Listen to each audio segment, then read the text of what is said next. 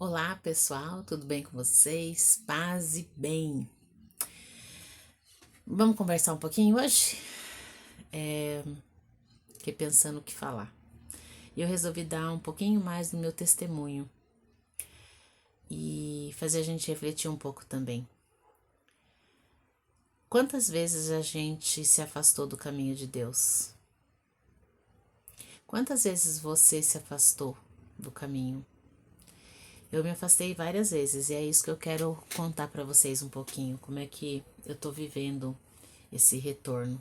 Vou baixar um pouco a luz aqui, senão vai ficar refletindo no meu olho, né?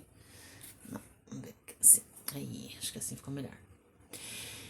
Gente, eu sempre fui católica, né? Desde que eu me conheço por gente.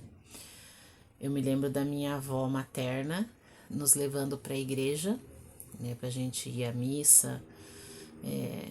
Me lembro de novenas que aconteciam na casa dela, né? A Santinha que ia nos visitar uma vez por mês, daí tinha aquele momento de oração, né? E a gente foi caminhando na fé. Fiz a primeira comunhão, fiz a crisma, mas assim, hoje eu percebo que o que eu fazia, o que eu fiz, né? O que eu fiz naquela época era uma coisa assim. Você não tem muita consciência, você faz porque alguém te obriga a fazer. E eu louvo a Deus por ela ter feito isso, né? Mesmo não entendendo, mesmo às vezes, né, imagina criança, né, que vai emburrada para missa, acordar cedo no domingo para ir para missa, né? Fazer a primeira comunhão, fazer o crisma, né? Essas coisas assim, a gente fazia meio que empurrado e acho que muito sem entender, né? Então, uma dica às vezes que eu deixo para as pessoas é que quando vocês forem encaminhar os seus filhos, os seus netos para esses momentos, né, de, da caminhada na fé, então a primeira comunhão, o crisma, até para ir para a missa mesmo, vocês conversarem com as crianças, mostrar a importância que tem isso para nossa vida, né? Começar a cultivar dentro delas, né, essa sementinha do amor por Jesus. Né? Hoje em dia já tem plataformas católicas aí que ajudam, né, a criança aí tendo esse contato com o evangelho, né, de uma forma lúdica, de uma forma mais na linguagem apropriada para a idade delas, né, e fazer isso despertar nas crianças de uma forma mais natural, né, não fazer nada obrigado, né? A criança entender o que é esse processo, né, eu acho isso muito importante. É triste quando você vai numa missa que você vê aquelas crianças correndo, gritando, chorando. Muitas já têm uma certa idade, né? Crianças muito pequenas até você entende, mas às vezes a criança um pouquinho maior, você vê ela tá ali dispersa naquele mundo, né? Ela não tem nada que chame a atenção dela. Tem algumas paróquias que fazem até um movimento paralelo durante a missa, né? Então leva essas crianças para um lugar mais reservado e ali as monitoras trabalham, né? Essa a questão da espiritualidade, da evangelização com as crianças. Eu acho isso muito bacana, né? Porque primeiro tira a criança da missa para ela ficar ali tumultuando, fazendo barulho, correndo pela igreja, né? Tirando a atenção, distraindo a atenção tanto do padre que está rezando como das pessoas que estão participando da missa, né? E ao mesmo tempo essas crianças já estão criando esse vínculo com a igreja, né? Então se torna um momento lúdico para elas, mas ao mesmo tempo já está se plantando essa sementinha. Então acho muito bacana. A minha paróquia faz isso aqui. Eu acho muito legal esse momento, né? Depois as crianças vêm no final da missa, ficam com o padre lá no altar para dar bênção, então elas se sentem importantes, né? Elas ficam felizes quando o padre vai lá e benze com a água, né? É um momento muito bacana, eu acho bem, bem importante. Os pais rezam, né? A gente impõe as mãos para as crianças, eu acho muito legal. Mas assim, na minha infância foi assim, né? Eu tive esse momento muito mais por obrigação do que por entender, né? A minha avó era uma pessoa muito católica, né?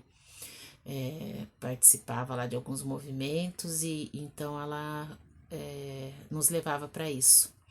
Aí na minha adolescência, tal, por um monte de problemas familiares, a gente acabou meio que se afastando da igreja, né? Já minha avó adoeceu, né? Ela teve derrames e a gente acabou se afastando. Então, assim, perdeu um pouco, né? A gente perdeu um pouco esse contato e realmente eu me afastei da igreja. Mas é aquela coisa, né? A gente vive o mundo, né? E ter um pouquinho do pé na igreja, né? Então eu ia uma missa aqui, outra ali, participava de eventos, né? Casamentos, etc. Né? Uma missa aqui, uma missa ali, mas a gente não vivia a espiritualidade de uma forma correta. E assim foram muitos anos da minha vida. Mas eu nunca deixei de estar vivenciando de uma certa forma isso. Depois, na vida adulta, eu me casei, né? Também participei de movimentos dentro da igreja, participei de grupo de jovens, depois casada do encontro de casais, né? Uma época que eu guardo com muito carinho no meu coração, porque foi uma época que eu tive experiências muito ricas, assim, com pessoas incríveis, né? Com o movimento dentro da igreja católica para os casais, assim, que eu acho muito importante, né? Os casais precisam caminhar com Cristo, né? Tem que trazer o casamento, para mim, ele é feito de três pessoas, né? O marido, a esposa, e tem que ter Jesus no meio, né? Tem que ter a Santíssima Trindade junto nesse casamento para fortalecer, para fortificar.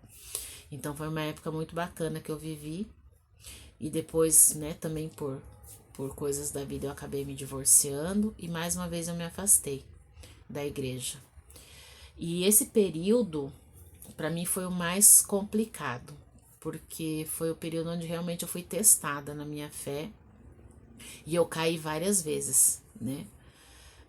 Às vezes eu vejo passagens, agora estudando a Bíblia, né? Que eu tô estudando a Bíblia, tô fazendo um curso muito bacana e estudando algumas passagens da Bíblia eu me reconheço em vários momentos, assim, né? Com vários personagens que tem dentro da trajetória, né?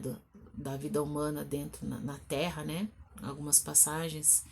Eu me vejo muito como a samaritana, eu me vejo muito como Maria Madalena, me identifico com algumas mulheres dali, sabe? Muitas vezes a gente cai, a gente deixa se levar pelas seduções do mundo, a gente se deixa ser enganada, né? Às vezes a gente vai por vontade própria, mas muitas vezes, né, o maligno ele seduz, né? Te leva para outros caminhos. Eu vivi anos isso, muitos anos.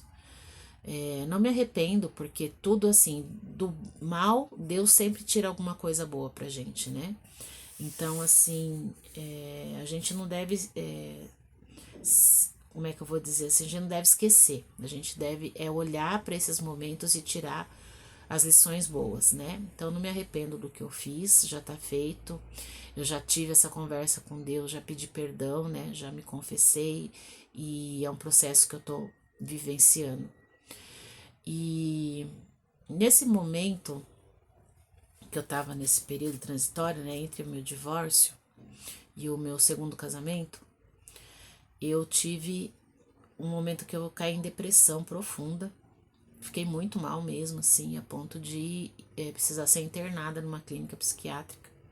Né, o médico, eu me lembro do psiquiatra falando, ou ela vai ser internada ou ela vai se matar. E eu me lembro dele falando isso e eu falei pra ele assim, olha, eu me matar não vou porque eu sou covarde pra isso. Eu posso morrer por outros problemas aí que pode ter uma intercorrência pelo que eu tava vivendo. Mas eu tirar minha própria vida, com certeza eu não vou fazer isso, porque eu sou covarde pra isso, né? Mas mesmo assim teve a recomendação e eu fui pra uma clínica psiquiátrica. E eu me lembro da minha irmã e a minha ex-sogra, né? A gente tava no período ali do divórcio e tal. A minha sogra dizia assim, quando eu cheguei na clínica lá, elas olharam, é óbvio, né? Ninguém quer ficar numa clínica psiquiátrica.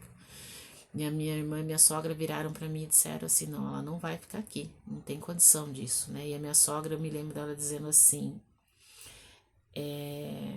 você não precisa de médicos, você não precisa de remédios, você precisa de Deus na sua vida. E as duas me tiraram dali, assumiram a responsabilidade sobre a minha vida naquele momento, porque eu não estava respondendo por mim, né? Tinha uma criança pequena envolvida, minha filha, né? Então elas cuidaram de mim, né? A minha irmã cuidou da parte prática da coisa, né? O dia a dia, né? As tribulações do dia a dia. E a minha sogra cuidou da minha parte espiritual. E foi aí que ela me apresentou esse caminho de volta para Deus de uma forma mais concreta, né? Foi quando eu conheci o padre Marcelo Rossi. Na época ele estava bem no auge ali do seu ministério, né? Ele estava fazendo muito sucesso, né? E através das pregações dele, das músicas dele, foi que eu me reergui.